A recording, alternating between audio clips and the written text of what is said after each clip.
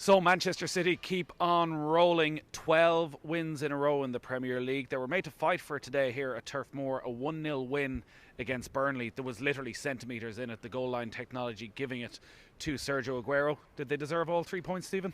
I think they did. I think obviously Burnley kind of put a good defensive showing in, but I think we said up the stairs there that Man City was only a matter of time before they scored. They came out in the second half. Obviously Pep Guardiola's had a war with them and they kept passing the ball and create a chance after chance, and I think Burnley were lucky not to concede before they actually did. They were blocking everything. I think they had about 3 or 4 blocks.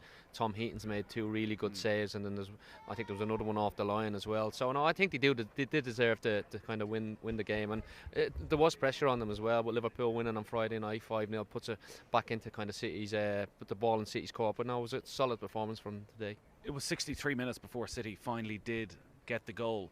Was there ever any sense in that first hour that they were panicking, that the pressure was getting to them?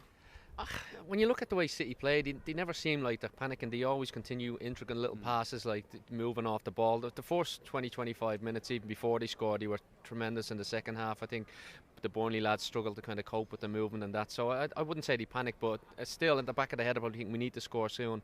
And it was a little bit longer than it took a little bit longer than it usually takes for them to score a goal. But come at the hour, come at the man again, Sergio Aguero. He's done it so often, and he's somebody that he's, in my opinion, he's been the best striker in the league for a long time, if not in the history of the Premier League. Yeah, talk to us about Sergio Aguero and his brilliance. His 20th Premier League goal today, 5th season in a row he's scored at least 20, 6th season in total. I think only Alan Shearer and Thierry Henry have ever got near anything like that. You say he's right up there. What is it about Aguero that makes him so good? He's constant. Even in the first half today, when he wasn't getting much of the ball, he can drop in deep, he pick up the ball, he can create chances.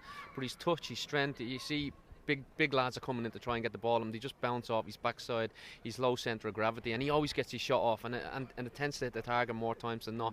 So even the shot there, he had a little taste of just before he scored when Heaton made a save at the near post. But I love him, me personally, as a fellow kind of ex-forward. You watch him and you can just he's a perfect forward to have in your team, and Man City have been very lucky to have him over these last 7-8 years. Has he changed over the last couple of years? Because it did seem about 18 months ago that maybe Pep Guardiola was looking at Gabriel Jesus as a preferable option, that he was maybe worked a little bit harder, offered a bit more when he didn't have the ball. Have you seen a change in Aguero over the last couple of seasons?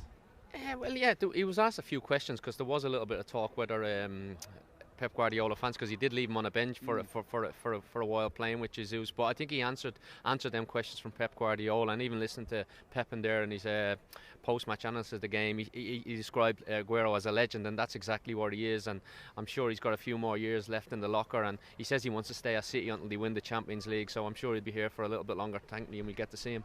So City have an 8-day break now, probably the longest gap they've had without a game all season, before Leicester go to the Etihad, and then they finish up with a trip to Brighton.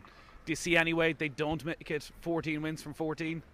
Well, it's like that. They've no Champions League to worry, like you mentioned. Leicester, obviously, they've got some players that can hurt them. They had a great result today at home to Arsenal, 3-0. So if you're a Liverpool supporter, you're thinking you're kind of half clutching at straws a little bit, because we've seen today Man City, nobody seems to be able to match them for in any game, and I'd be very, very surprised if they don't want to lift the Premier League now after watching that today.